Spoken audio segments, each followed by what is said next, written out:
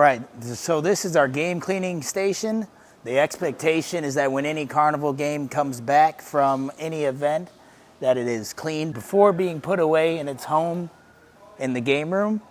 The other expectation is before loading any carnival game that it gets dusted off the case before being loaded onto a trailer. So I'm going to walk you through the actual process of cleaning a carnival case game. You're going to get your game up on the table. You're going to take out part. There's a clean bucket, a bucket for dirty rags. You got a bottle full of cleaner spray and a bottle full of water. You're going to just take some spray it on all of our surfaces here. Just a quick wipe down.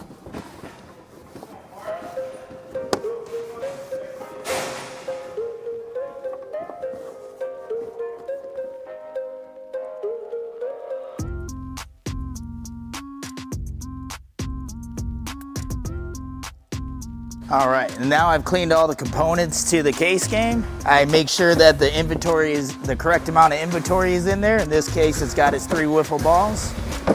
Going to place the game back. We're gonna close it up, latch it, and this is good to be put back in its home.